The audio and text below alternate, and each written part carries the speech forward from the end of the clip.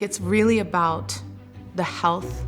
It's about loving yourself. Get rid of all that stuff and take care of yourself, because if you don't take care of yourself, if you don't eat right, if you don't train right, if you don't love on yourself right, and you don't really see the value of what you bring as an individual artist in the world, then you'll just wind up like just one of thousands that look like beautiful robots.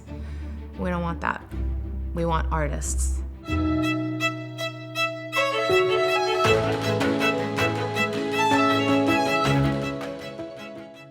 We are here to start a conversation and speak to those in majority that understand and believe dancers are artists and athletes. Apolla Performance Wear is a company that is deeply, deeply rooted in helping dancers feel better, supported, and protected by treating dancers as artists and athletes.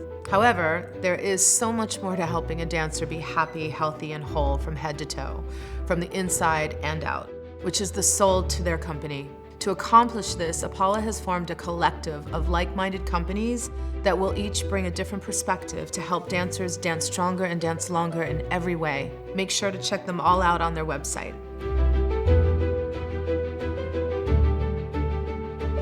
Injury has been linked to several risk factors, from stress, anxiety, competitive pressures, body image, and eating disorders. It is important to have a circle of support and tools to take care of your mind and soul as much as your body.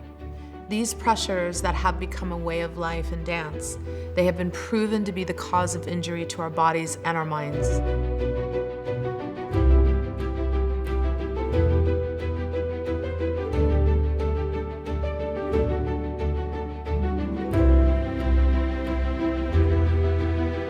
There is so much love in the dance community, but there is also so much competition and comparison. Today's dancer is being pressured more with increase in anxiety, needing to be the best, the winning, the high platinums, the overall dancers, the social media likes, etc. It's too much. How can we overcome this? It starts in the studios. It starts with the culture each teacher sets. Dancers face social media pressure, shaming, and fears.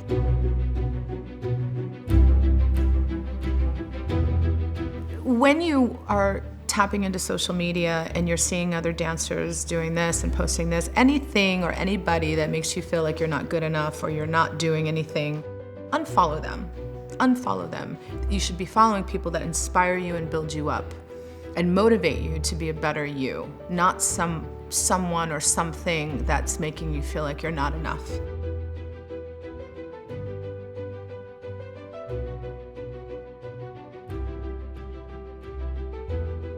Failures are true successes, and we have to make mistakes in order to grow. Growing pains are part of the growth and the evolution of yourself as an artist. You have to dig into new ground, which is awkward and awfully uncomfortable, which in turn takes you to the next phase of your dance career.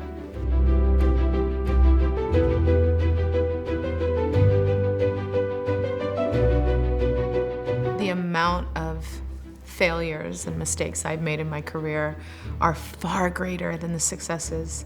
And every single failure that I've made or mistake I've made, I've grown so much from it. I've learned so much from it, and I embrace them now. I've learned to love them, because when they happen, I know that I'm just evolving to the next level. One study showed that 83% of the dancers met a lifetime criterion for an eating disorder. Young dancers may have a tendency to restrict food either by cutting calories, purging, or over-exercising, which will lead to performance failure, injuries, and the possibility of other developmental, mental, and emotional problems. Today, dancers need to fuel their body like athletes. Healthy eating for lifelong health and well-being. Just like a car cannot drive with no gas, the body needs calories and proper nutrients to perform at peak performance.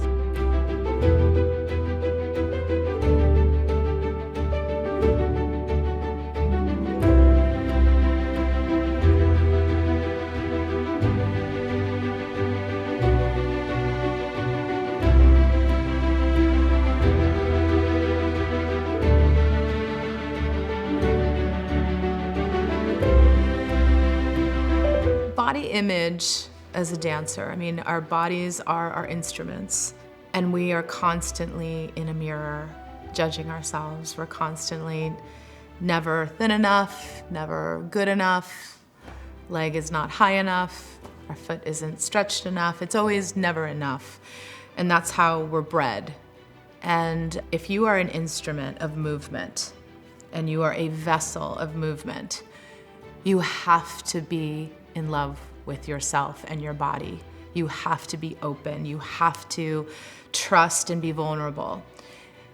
When you have issues with your body, your physical appearance, you're never ever gonna be free to be a great artist.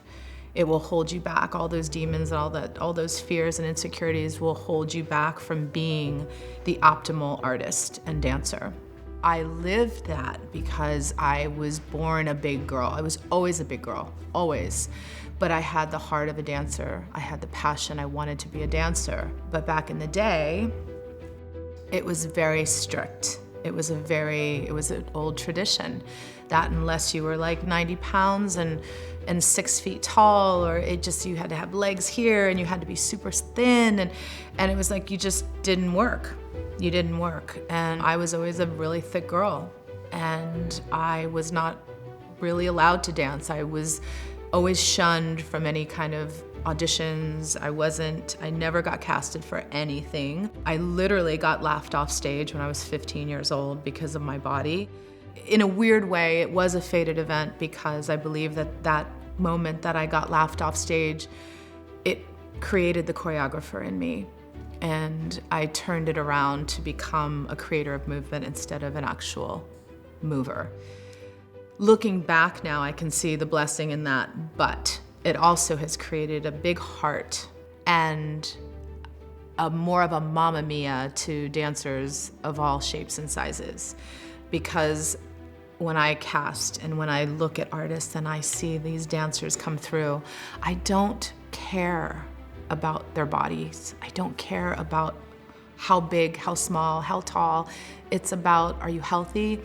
Are you comfortable in your skin? Are you free? Are you unique? Do you love yourself? Do you have a relationship with yourself? Because that shows when you come to the floor. It shows if you like yourself or not.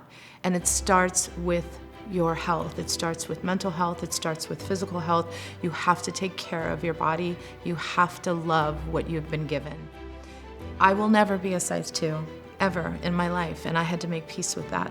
And I used my body to create dance in the way that only a big body could make dance. And I'm very proud of that today. And I think that once I wrapped my arms around what I was given, the gift of this big, thick body was a blessing, because there would be no Mia Michaels movement in the world today if I was a 90-pound, size 2 woman.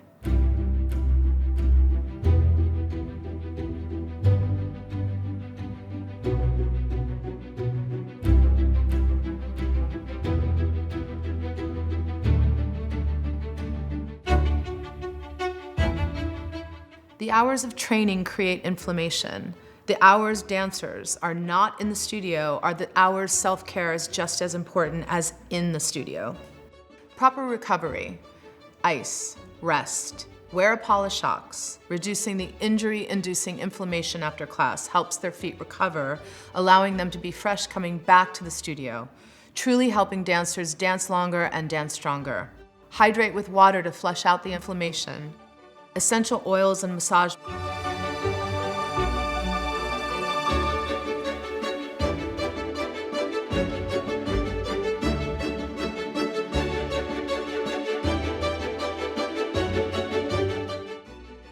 Proper sleep. The body can't function at peak performance without a healthy, full night's sleep, appropriate for your age.